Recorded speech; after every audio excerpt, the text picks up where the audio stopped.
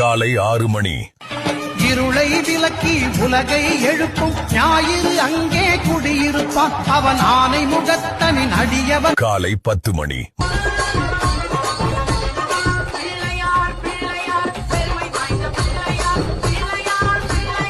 மதியம் 12 மணி.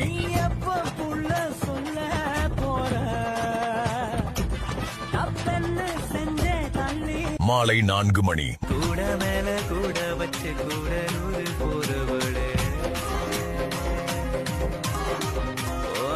மாலை 6 மணி.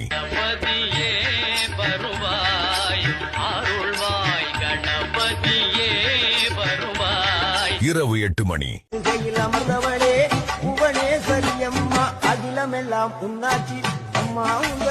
இரவு 10 மணி.